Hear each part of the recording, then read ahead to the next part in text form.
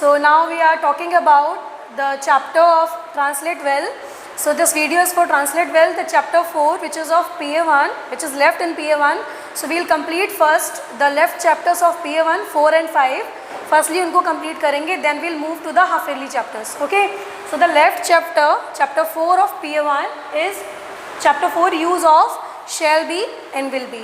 Okay. So now we are talking about shall be and will be. What are they? So they are helping verb as you know. ठीक है, helping verb होते हैं जैसे किसी भी sentence के last में जो उसे पूरा कर रहे होते हैं, है ना, जैसे एज आर होते हैं, हैज़ हैव होते हैं, वॉज वर होते हैं, लाइक दैट विल और शेल भी होते हैं. और ये विल बी शेल भी क्यों है? क्योंकि जिन सेंटेंसेस के लास्ट में होंगे, कर रहे होंगे, जा रहे होंगे, पहुंच गए होंगे, इस तरह की जो चीज़ें आती हैं ये आइडेंटिटी होती है. ठीक है ना, फ्यूचर की जहाँ पे बात हो रही होती है, at that place we use will be और शेल बी. ओके, तो ये चूँकि आपको पता हुआ है, these are the helping verbs of future tense. We are not talking about the tense. अभी हम टेंस की बात नहीं कर रहे हैं. I am just telling you about the helping verb. मैं अभी से वही बता रही हूँ. तो यहाँ पे विल बी और शेल बी की बात हो रही है कि इनका यूज़ कहाँ पे होता है. तो सबसे पहले फ्यूचर की जब बात होती है तभी होता है. ठीक है, प्रेजेंट के लिए यू नो इज आर होता है, पास्ट के लिए वॉज वर होता है. ओके, और यहाँ पे जब बात फ्यूचर की हो रही है तो शेल बी और विल बी है. So how we use with the pronouns. Pronouns everybody knows, I, we, you, they, he, she, it, ये सब प्रोनाउंस होती है. तो how we use these helping verbs will be and shall be with the pronoun, कहाँ पर use करते हैं और किस प्रोनाउन के साथ कौन सा हेल्पिंग वर्ब आता है, विल बी आता है या शेल बी आता है, ये मैं आपको समझाऊंगी. ओके, तो सबसे पहले हम अगर विल बी की बात करते हैं तो विल बी आता है you, they, he, she, it, और जितनी भी सिंगुलर और प्लूरल सब्जेक्ट्स होते हैं उन सबके साथ में विल बी आता है. Shall be is only reserved for I and we. ठीक है, शेल बी सिर्फ और सिर्फ आई और वी के साथ में आता है. ओके, उसके अलावा किसी और भी प्रोनाउन के साथ में, किसी और सिंगुलर या प्लूरल सब्जेक्ट के साथ में we do not use shall be. Shall be is only use with the I or we and we use will be will all others pronouns and all other subjects, singular, plural. You know the meaning of subject. Subject क्या होता है ये तो आपको पता होगा. कर्ता means जिसके बारे में बात हो रही होती है सेंटेंस में, जो मेन कैरेक्टर होता है सेंटेंस का, जिसके बारे में बात हो रही होती है वो कर्ता होता है, सब्जेक्ट होता है, वो मेन होता है सब्जेक्ट. ठीक है, तो वही बता रहे हैं आपको कि सिंगुलर हो या प्लूरल हो या फिर इन प्रोनाउंस में से कोई हो, अगर इसमें से कोई एक सब्जेक्ट है या सिंगुलर सब्जेक्ट है या प्लूरल है तो विल बी आएगा. और only with I and we use shall be. Okay, अभी बात करेंगे how to form the sentence. ठीक है, so when you are talking about the sentence, so we know that हम कौन कौन से सेंटेंसेस पढ़ते हैं अभी. ठीक है, जैसे सबसे पहले फर्स्ट टाइप होता है हमारा अफर्मेटिव सेंटेंस. ठीक है, अफर्मेटिव सेंटेंस पढ़ते हैं, देन हम नेगेटिव पढ़ते हैं, देन हम इंटरोगेटिव पढ़ते हैं. और इंटरोगेटिव में there are two types. One which is starting with the helping verb and second which is starting with the question word. दो तरह के होते हैं इंटरोगेटिव. पहला जब हम इंग्लिश में करते हैं ट्रांसफॉर्म उसको, तो हेल्पिंग वर्ब से स्टार्ट होता है, और दूसरा जो क्वेश्चन वर्ड से स्टार्ट होता है. ठीक है, जो क्या से शुरू होते हैं या जिनके बीच में क्वेश्चन वर्ड या प्रश्नवाचक शब्द आते हैं. ठीक है, तो अभी हम ये चार तरह के ही सेंटेंसेस बनाना सीखेंगे कि कैसे उनको फॉर्म किया जाता है विद द हेल्पिंग वर्ब्स. तो अभी शेल बी और विल बी की बात करते हैं. तो how to form the affirmative sentence. Affirmative sentence को कैसे फॉर्म किया जाता है? फर्स्टली हम क्या लेते हैं, this is the formula. In class that is very very necessary that you have to learn the formulas. ठीक है, if you know them very well you can form the sentence very easily. अगर आपको पता है कि आपको अपने sentence को फॉर्म करने के लिए किसके बाद क्या लगाना है, if you no this thing very well, तो आप बहुत ज़्यादा इजीली सेंटेंस को फॉर्म कर लेंगे. क्योंकि कभी कभी आपको नहीं समझ आता कि मैम अब हमने सब्जेक्ट का लिख दिया है कि जैसे राम घर जाएगा, तो मैम हमने राम लिख दिया है, अब क्या आएगा, फिर इसके बाद क्या आएगा, फिर इसके बाद. सो when you know the correct sequence, correct formula, तो आप बहुत अच्छे से फॉर्म कर लेंगे. तो यहाँ पे अभी हम जब बात करेंगे अफर्मेटिव सेंटेंस. अफर्मेटिव तो आप जानते होंगे जिसमें स्वीकारात्मक वाक्य जिसको कहते हैं, जिसमें हाँ में कहा जाता है. कोई भी चीज़ एक्सेप्टेबल होती है, पॉजिटिव होती है. नेगेटिव जिसमें नहीं लग जाता है, और इंटरोगेटिव जिसमें कोई चीज़ पूछी जाती है. और अफर्मेटिव होते हैं स्वीकारात्मक या साधारण वाक्य, सीधे सीधे से. ठीक है, जिसमें हाँ होता है. सबसे पहले सब्जेक्ट आता है, देन आपका शेल बी और विल बी. कैसे यूज़ करना है वो ये है. ठीक है ना, आप सब्जेक्ट को देखने के बाद डिसाइड करेंगे कि we have to use shall be और विल बी. हमें क्या यूज़ करना है वो सब्जेक्ट पे डिपेंड करेगा ना. अगर ये हमारा आई होगा तो हम शेल बी को लेके जाएंगे. ठीक है, और ये अगर हमारा शी होगा, ठीक है, या किसी का नाम होगा या कोई और सब्जेक्ट होगा, तो हम विल बी लेके जाएंगे. अंडरस्टूड? तो ये शैल बी विल बी कैसे यूज़ करना है, depends on the subject, subject हमारा क्या है। ओके, यहाँ तक का यूज़ हो गया। क्या यूज़ करना है, फिर आता है हमारा वर्ब, यानी जो क्रिया, जो काम हो रहा है सेंटेंस में, उसकी फर्स्ट फॉर्म आएगी। ठीक है, वर्ब की फॉर्म जो है मैंने आपको बताई हुई है, 3 फॉर्म्स होती हैं वर्ब की, और जो लास्ट वन होती है 4th, वो आईएनजी फॉर्म होती है। 3 फॉर्म्स में फर्स्ट फॉर्म, सेकेंड फॉर्म और थर्ड फॉर्म। तो वर्ब की जो फर्स्ट फॉर्म होती है, जो मेन फॉर्म होती है, वो आती है विल बी और शैल बी के यूज़ के बाद। और उसके बाद है ऑब्जेक्ट। ऑब्जेक्ट मीन्स सेंटेंस का जो भी बचा हुआ पार्ट होता है लास्ट का, वो लास्ट में आता है। जैसे तुम कल घर जाओगे, so you will go to home tomorrow, तो जो वो टुमारो है वो ऑब्जेक्ट है। ओके, बात समझ में आ रही है? सो इस तरह से हम यहाँ पे सेंटेंस को फॉर्म करेंगे। Okay, so let me take your book also, wait a minute.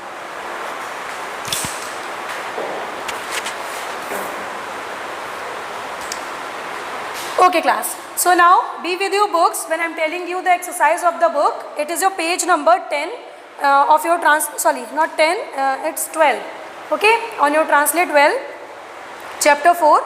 So the first sentence जो इसमें है, मैं आपको एक affirmative के sentence का example समझाऊंगी with the same formula which I told you. ठीक है, then you got to know कि हाँ आपको किस तरीके से form करना है। First sentence of the first exercise in your book is तुम कल कक्षा में उपस्थित नहीं होंगे। तो ये तो नेगेटिव है, मैं आपको अभी अफर्मेटिव समझा रही हूँ। Move to the next. कल इस समय हम अपने घर पर होंगे। Sentence number 2 of your exercise. Okay, आप अपनी बुक में देख सकते हैं ट्रांसलेट वेल के ऑन पेज नंबर 12, जो एक्सरसाइज सबसे ऊपर दी हुई है, उसका सेंटेंस नंबर 2 है कल इस समय हम अपने घर पर होंगे। ठीक है, सेंटेंस को हम पहले हिंदी में लिखेंगे।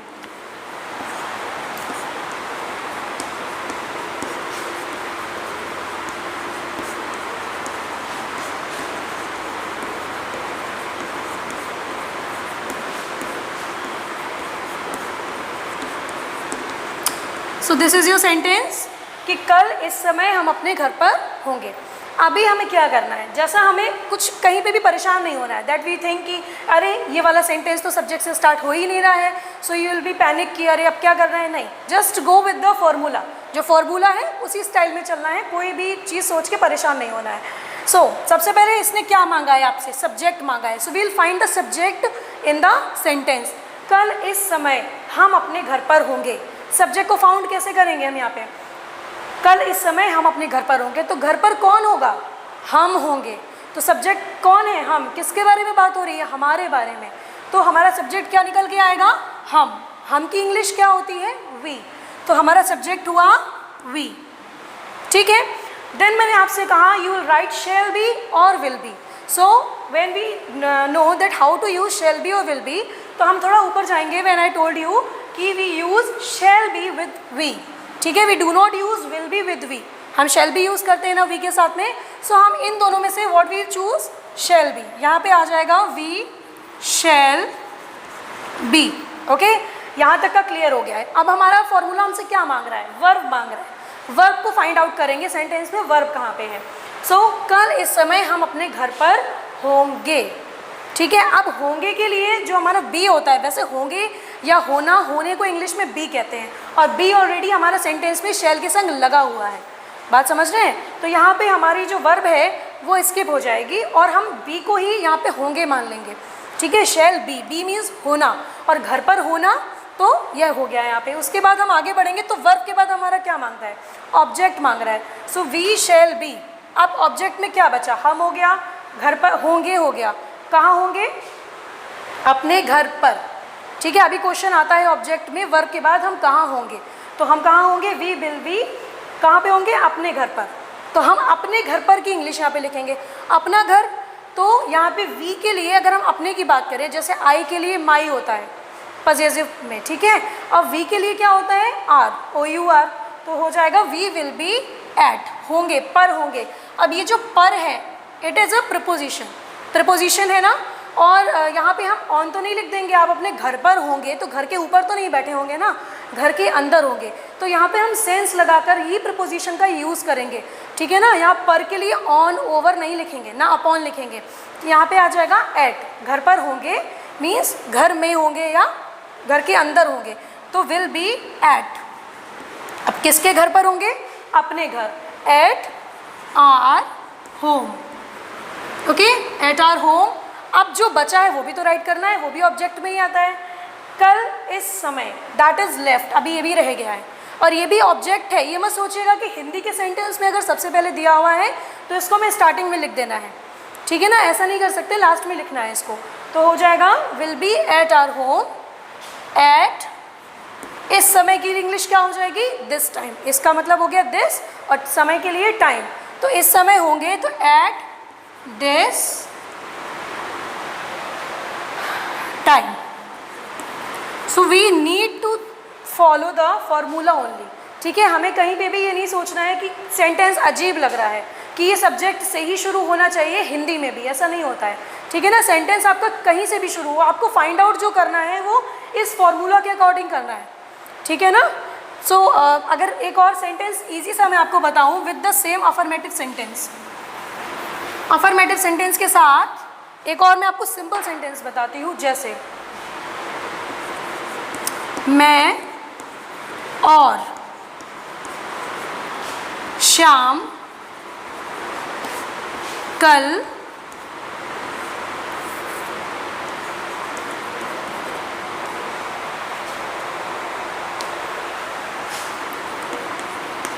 आगरा जा रहे होंगे, ठीक है। It is a quite simple, इसमें कुछ भी ऐसा नहीं है जिसमें आपको ये लगे कि नहीं ये तो मैच नहीं कर रहा है हमारे फॉर्मूला से। इसमें सबसे पहले सब्जेक्ट ऑलरेडी दिया हुआ है, ठीक है। सो मैं और श्याम, अभी यहाँ पे सब्जेक्ट दो हो गए, ठीक है। मैं हूँ और मेरे साथ एक और भी है, ठीक है, जिसका नाम श्याम है। डू नॉट बी पैनिक, कोई दिक्कत नहीं है। हमें एक बहुत सिंपल सी चीज़ पता है कि आई और वी के अलावा कुछ भी सब्जेक्ट हो हम क्या लगाएंगे, विल बी। अब आप सोचेंगे यहाँ पे आई है मैं और यहाँ पे श्याम है। अब कन्फ्यूजन ये क्रिएट होता है कि हमने बोला है आई के संग आपको शैल बी लगाना है और किसी और सब्जेक्ट के साथ आपको विल बी लगाना है, बट यहाँ तो ये दोनों आ गए हैं।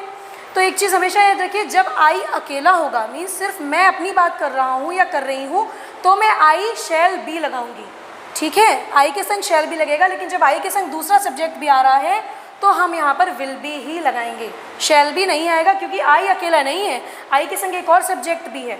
तो उसके अकॉर्डिंग ये दो लोग हो गए और इन दो लोगों के हिसाब से विल बी आएगा, शैल बी नहीं आएगा। तो इसके अकॉर्डिंग सबसे पहले हम सब्जेक्ट लेंगे, यहाँ पे दो हैं सब्जेक्ट, सो हो जाएगा आई एंड श्याम, ओके। कल आगरा जा रहे होंगे, ठीक है, जा रहे होंगे के लिए विल बी गोइंग हो जाएगा यहाँ पे, क्योंकि कंटिन्यूस में चेंज हुआ है। आप केवल विल बी और शैल बी का यूज़ यहाँ पे समझेंगे। I and Shyam will be, main verb की फर्स्ट फॉर्म आएगी। एंड एक चीज़ यहाँ पे थोड़ी सी अलग है जो फॉर्मूला से डिफर है, क्योंकि जा रहे होंगे हो गया है और हमें पता है कि कंटिन्यूस में जब हम कोई चीज़ कंटिन्यू करते हैं तो आईएनजी लग जाती है। सो विल बी गोइंग हो जाएगा। एंड कहाँ जा रहे होंगे, Agra, will be going Agra या will be going to Agra. और कब जा रहे होंगे, कल। सेंटेंस के बाकी पार्ट से हमें अभी नहीं मतलब है, आई am just telling you about the two subject. यहाँ इस सेंटेंस को बताने का मेरा मेन मोटिव था कि जब दो सब्जेक्ट आ जाएं जिसमें एक आई हो और एक दूसरा सब्जेक्ट हो तो आप क्या करेंगे उस सीन में। उस सीन में आपको इन दोनों के हिसाब से विल बी लगाना है, शैल बी नहीं लगाना है, ठीक है, क्योंकि शैल बी सिर्फ आई और वी के लिए है। आई के संग किसी और सब्जेक्ट के साथ होने पर भी हम शैल बी का यूज़ नहीं करेंगे, ओके। तो आई होप कि आपको अफर्मेटिव समझ में आया होगा विद दिस फॉर्मूला, ठीक है। Now we are moving to the negative. Negative कैसे बनाना है, ठीक है। So now we are talking about the negative formula. Negative formula कैसे आएगा,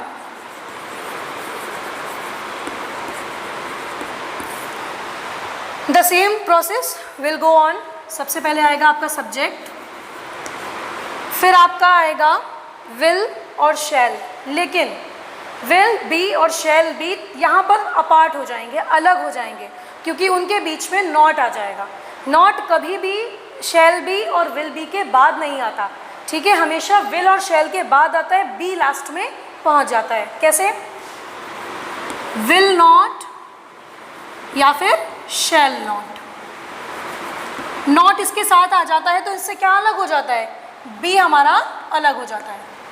बी अलग हो गया, उसके बाद में the same formula will be go on, be plus verb की first form and the object. Change क्या हुआ इसमें?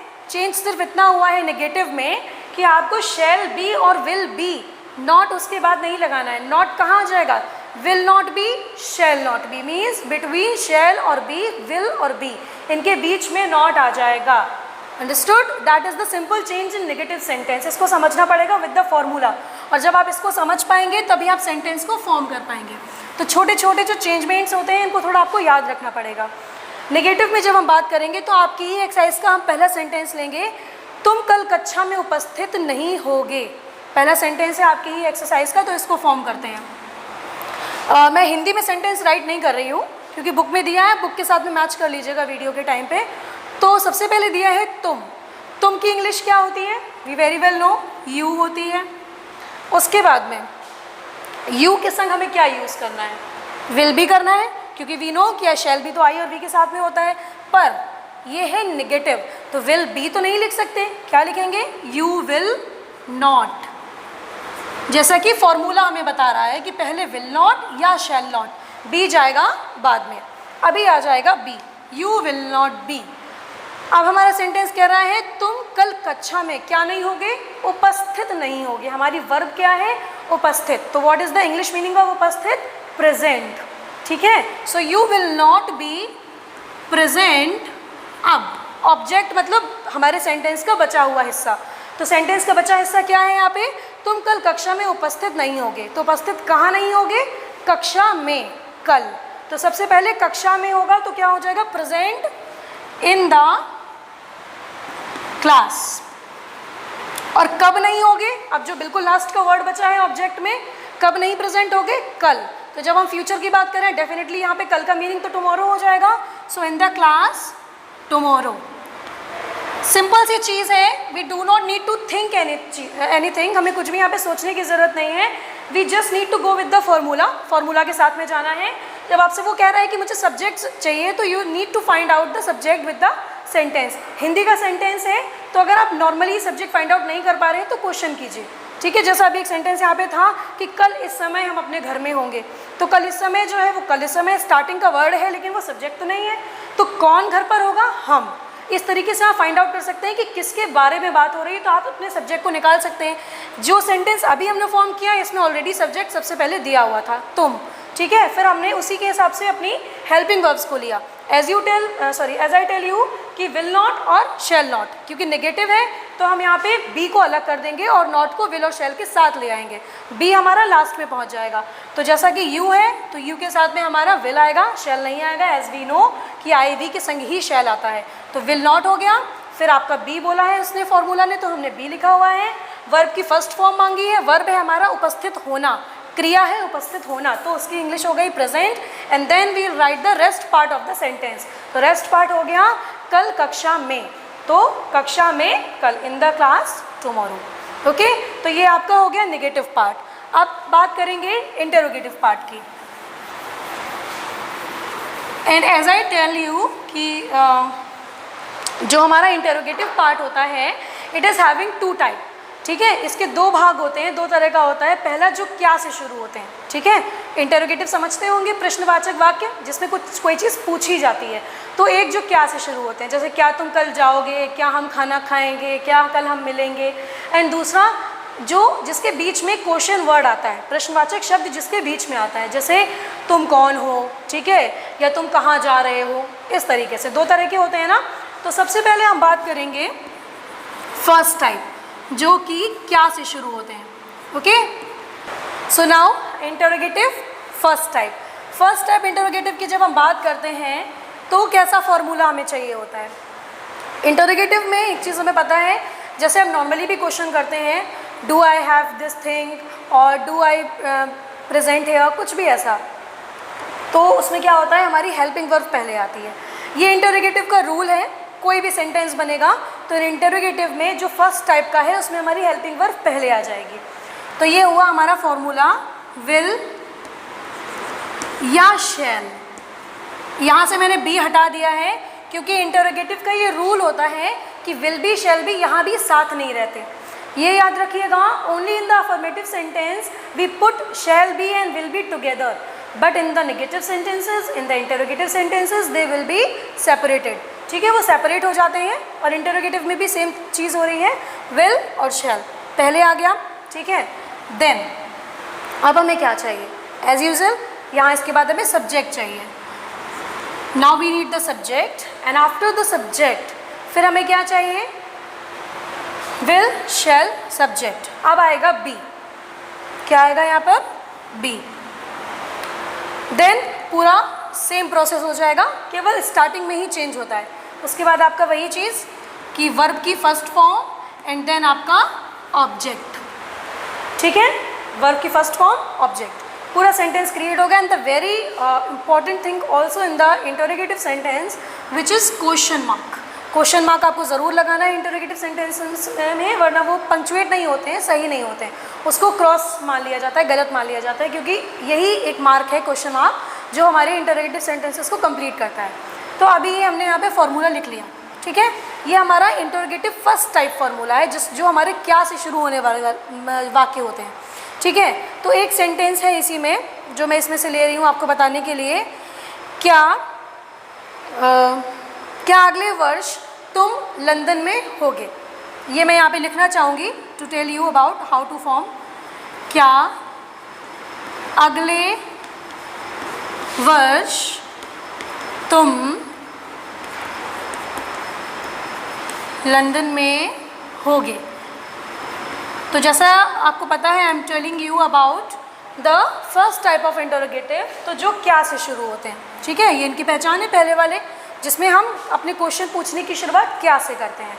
इनको हम इस तरह फॉर्म करते हैं। अभी हमें क्या करना है, विल और शैल हम ऐसे ही तो नहीं लगा देंगे, we need to find the subject. अब सब्जेक्ट कैसे फाइंड करेंगे, क्या अगले वर्ष तुम लंदन में होगे। तो लंदन में कौन होगा, तुम। सब्जेक्ट कौन हुआ, तुम। अब तुम मीन्स यू और यू मीन्स विल, क्योंकि शैल तो लगाना ही नहीं है, तो यहाँ पे हम विल को लेके आएंगे। ठीक है, जब हमारा विल यहाँ पर आ गया है, अभी हमें क्या चाहिए, सब्जेक्ट। सब्जेक्ट पता है हमें कि तुम हो, means you, so will you. अभी हमें क्या लेना है, बी लेना है, विल यू बी, वर्ब की फर्स्ट फॉर्म। अभी जैसे मैंने आपको बताया था अफर्मेटिव सेंटेंस में क्या है, यहाँ पे क्या अगले वर्ष तुम लंदन में होगे, कोई आपको अलग से उसमें वर्ब दिख रही है, नहीं। कोई अलग से क्रिया है, नहीं। होना ही इसमें क्रिया है, होना ही वर्ब है। और मैंने बताया था कि जो बी है इसका ही मतलब होता है होना। ठीक है, तो यहाँ अलग से कोई वर्ब नहीं लगाएंगे। तो अब जो हमारा बचा हुआ पार्ट है सेंटेंस का, वो इसमें लिख देंगे। जैसे विल यू बी, अब क्या बचा, क्या अगले वर्ष तुम लंदन में होगे। तो विल यू बी कहाँ, ओके, सो कहाँ पे होंगे, लंदन में। तो will you be in London. ठीक है, इन लंदन। अब कब होंगे, अगले वर्ष। अगले वर्ष को इंग्लिश में क्या बोलेंगे, अगला मतलब नेक्स्ट और वर्ष मतलब year. So will you be in London next year. And do not forget to put the question mark. ठीक है, क्वेश्चन मार्क तो लगाना ही है इंटरोगेटिव सेंटेंसेस में। तो इस तरह हम इंटरोगेटिव का फर्स्ट जो पार्ट है वो यहाँ पे पूरा करेंगे। ठीक है, इस फॉर्मूला को फॉलो करते हुए क्लास कुछ भी करना है, कोई भी सेंटेंस फॉर्म करना है, you firstly need to understand the formula that how to form the sentences in a correct, in a proper way. पता होना चाहिए, इसी के साथ आपको हेल्प मिलेगी। वरना आप सोच में पड़ जाते हैं कि अरे सब्जेक्ट तो है ही नहीं, सबसे पहले क्या ऐड करें क्या नहीं ऐड करें, क्या पहले रखना है क्या नहीं रखना है। तो ये आपको बताएगा कि आपको किस चीज़ की ज़रूरत है और सेंटेंस में आपको वही ढूंढ कर लाना है। ओके, तो ये हो गया हमारा first type of interrogative. Now we are moving to the second type of interrogative. बहुत छोटा सा चेंज है, बाकी यही फॉर्मूला है सेम जो आपने फर्स्ट वाला पढ़ा है। अच्छा, एक काम करते हैं, हम पहले जो हमने फर्स्ट टाइप वाला फॉर्मूला लिखा था उसी को लिखेंगे। ठीक है, जिससे आपके लिए समझना ईजी हो जाएगा। हमने सबसे पहले क्या लिया था, विल लिया था, देन विल और शैल ऑब्लिक में था क्योंकि हमें सब्जेक्ट के अकॉर्डिंग लेना है। देन हमने यहाँ पे सब्जेक्ट था, देन बी, देन वर्ब की first form, okay, and then object and then question mark. I am writing in the short form क्योंकि आपको पता हो गया है अब तक कि वी मीन्स वर्ब की first form, we are not having the proper space, इसलिए लिख रही हूँ मैं। तो ये हमारा था इंटरोगेटिव फर्स्ट का फॉर्मूला। जो क्या से शुरू होते हैं। अब इंटरोगेटिव सेकंड जिनके बीच में क्वेश्चन वर्ड आता है। अब आप सोचेंगे मैंने तो सेम फॉर्मूला लिखा है, नहीं, हम इसको चेंज करेंगे और चेंज बहुत ज़रा सा होगा। इनसे पहले सिर्फ क्वेश्चन वर्ड आ जाएगा बस, बाकी पूरा फॉर्मूला बिल्कुल सेम रहेगा, नथिंग विल बी चेंज। क्या चेंज हुआ? सिर्फ क्वेश्चन वर्ड। तुम कहाँ जा रहे हो या तुम कौन हो, तो कौन, कहाँ, you know the question words, who, where, which, what, when, ये सारे क्वेश्चन वर्ड्स होते हैं ना। उन्हीं क्वेश्चन वर्ड को सबसे पहले लाना है जो प्रश्न में पूछे सेंटेंस में पूछे गए हों, ठीक है, उनको पहले लाना है और बाकी हमें सेम ही प्रोसेस को फॉलो करना है जो हमने पहले वाले में किया था। तो ऐसा एक सेंटेंस में आपकी एक्सरसाइज से उठा रही हूँ जिसमें दिया गया है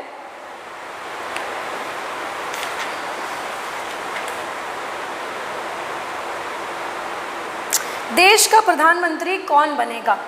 it is an example from the exercise. ठीक है, ये एक सेकेंड मैं आपकी एक्सरसाइज से लेती हूँ जिससे आपको समझ में आए।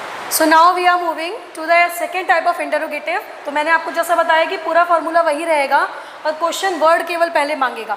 सो यार I have written the sentence. क्या सेंटेंस लिखा है मैंने कि तुम कल घर पर क्यों नहीं होगे। ठीक है, अभी इसमें आपको दिख रहा है क्या ये क्या से स्टार्ट हो रहा है, नहीं, तो ये हमारा इंटरोगेटिव फर्स्ट टाइप नहीं है, ये हमारा इंटरोगेटिव सेकेंड टाइप है। तो हमें सबसे पहले क्या नीड है, क्वेश्चन वर्ड की नीड है। क्वेश्चन वर्ड हमें क्या है, मिल रहा है यहाँ पे क्यों। ठीक है, तुम कल घर पर क्यों नहीं होगे। तो प्रश्न जो पूछने वाला शब्द है, प्रश्नवाचक शब्द है क्यों, क्यों की इंग्लिश हो जाती है वाई। ठीक है, वाई हो जाती है।